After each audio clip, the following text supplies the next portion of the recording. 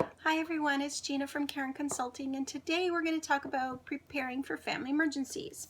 So I'm sure all of you at some point in your life have had fire drills either at school or work, and you may even have an emergency preparedness plan for fire in your home. You've practiced and you know what to do in that kind of an emergency. Depending on where you live, you may have plans for floods, earthquakes, tornadoes, or volcanoes. And in certain parts of Canada, it's common to have a plan in place for winter weather power outages.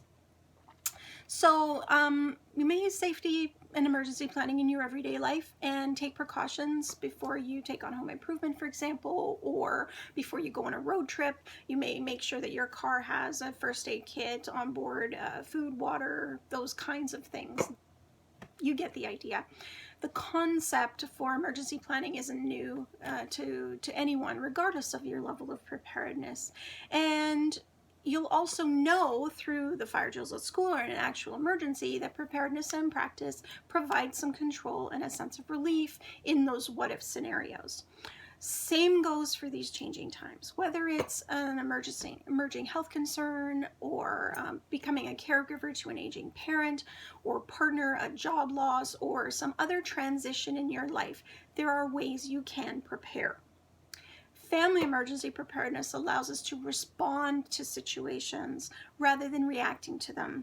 Reacting comes from a place of emotion, and as I'm sure you've experienced at some point in your lives, we don't make the best decisions when we're in a highly emotional state. Think, for example, about toilet paper hoarding. Best use of resources in the current crisis? Probably not. But there are some simple things you can do to prepare for personal and family emergencies other than hoarding toilet paper. I'm going to talk about a couple of those today. So number one, let's talk about caregiver preparedness. So ask yourself, who depends on you? Pet, plants, partner, parents, offspring, friends, neighbors. Now think about what needs to happen for them what if you're out of commission. Think short term and long term. Make a plan. If you've ever taken a vacation in your life, you've done this before. Some of the things you need to do is make a list of what that dependent needs: food, water, shelter, care. Make a list of who might be able to provide immediate and long-term care if you're out of commission. Talk to those people. Have a contingency plan. Just in case you and your backup caregiver are out of commission at the same time, you want to have a plan C. Make a list of support services on your caregiving team. For example, if it's your dog, you want to include your vet and maybe the emergency vet. Write it down. A plan is worth nothing if it's not documented, and I can't stress that enough. Talking about it is not enough. The conversation is a good start. It's nice to have something up here in your head, but if you're out of commission and can't communicate for yourself, that doesn't really help anybody. So definitely write it down. Consolidate critical documents. So for example, health records, insurance, those kinds of things. And speak to everyone on your support team, both care receivers and caregivers. It should not be a surprise to your mom that your best friend is going to look after her before your brother gets there because he lives further away. It should not be a surprise to your brother that your best friend is going to look after your mom if you're out of commission. That's the kind of thing I'm talking about. Make arrangements and make sure you discuss it. So what's a quick and dirty solution? What can you do right now?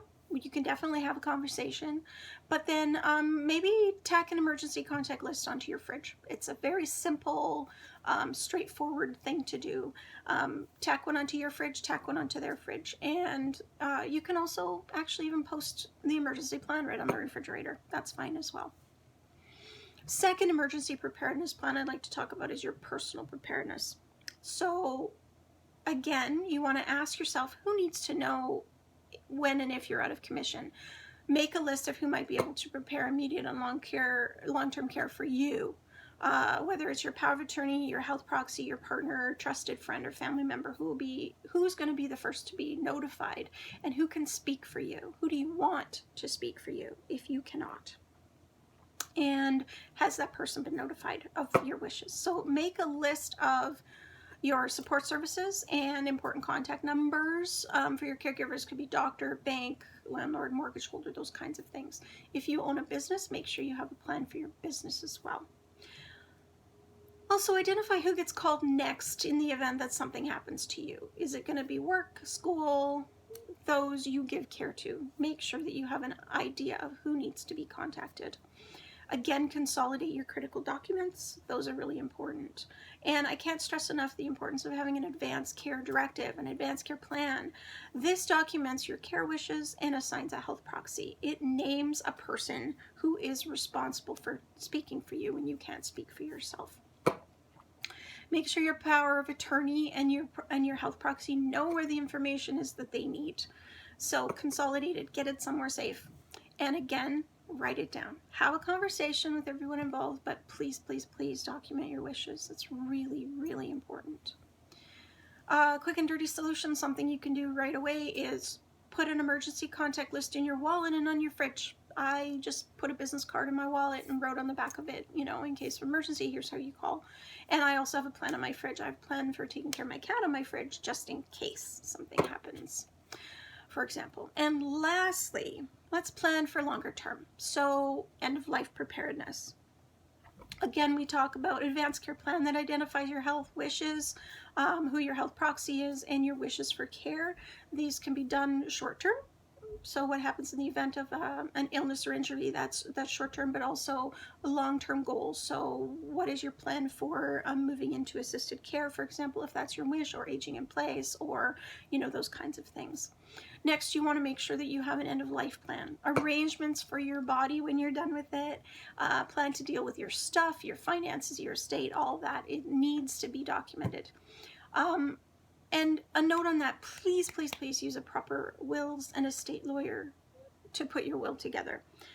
When you set it up properly, then revisitation of it is going to be much simpler. Also, you're either going to pay for professional advice of a lawyer either in the front end or the back end, and trust me, it's way better to get it done up right in the first place and move forward from there. Quick and dirty solution to end-of-life planning, get something in writing. You can even create a holograph will. That's a handwritten will.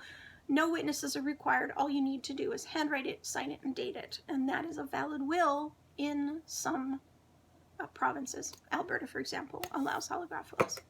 So find out if it's allowed, but get something documented. Something is better than nothing, and I can't say that enough.